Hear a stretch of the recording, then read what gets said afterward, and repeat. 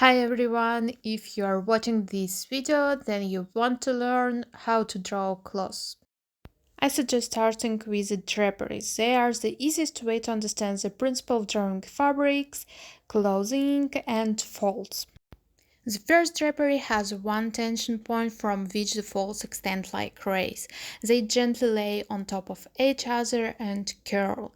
It is important to understand and show this movement.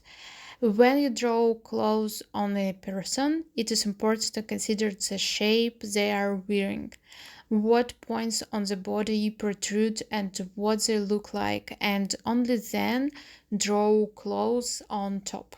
Level 2 of complexity. Drapery with two tension points. The closer the points are to each other, the more folds there will be. The further the points are from each other, the greater the tension. The folds also come as rays from 2 points, but in the middle they intersect and soft arched folds are obtained. On draperies, it is easiest to understand the principle of the formation of folds, the shapes that are obtained when crossing. Now I suggest practicing on clothes. Let's start with jeans. There are 2 points on the waist where the pleats originate. The protruding points are the knees, and the refraction of the tissue occurs in the ankle area where the leg meets the foot. Since these jeans are a little long on the model, many horizontal folds appear at the fold. The trouser leg has the shape of a cylinder, so the opening of the ellipses will be like a cylinder. This will help us to show which leg is facing us and which is bent. Fabric, like any object, is affected by gravitational forces. If you stretch your arm to the side, the fabric will not fly up, but rather will lie in the shape of your arm and fall down. How much stronger the angle of the folds will be is determined by the position of the arm, the fabric, and the style of the clothing. I always say that it is important to present simple shapes. For example, an armband at the elbow, it's two cylinders. From the point where the cylinders touch, the folds radiate in different directions and cover the form.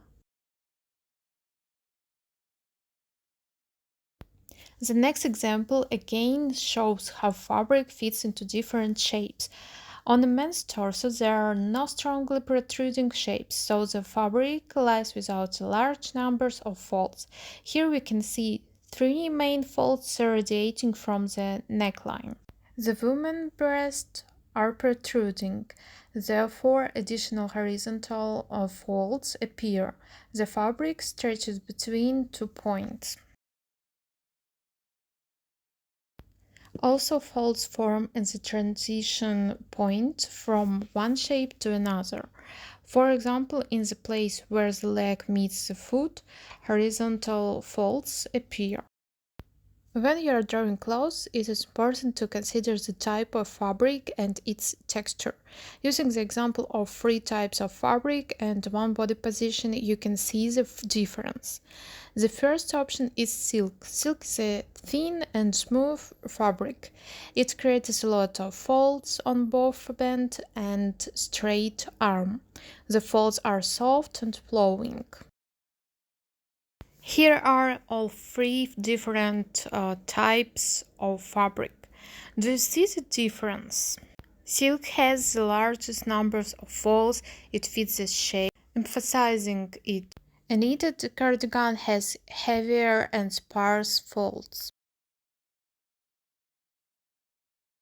A jacket made of thick outerwear fabric generally has a minimal numbers of folds due to its density. The next point is fit of clothes. Clothes can either be very tight-fitting, sit medium on the body, or be oversized. Oversized clothing hides all shapes, but when folding the fabric, many folds are formed. My example shows how a sweater of the same style but made from different fabrics and different fits can form a silhouette, shows shapes, and creates folds.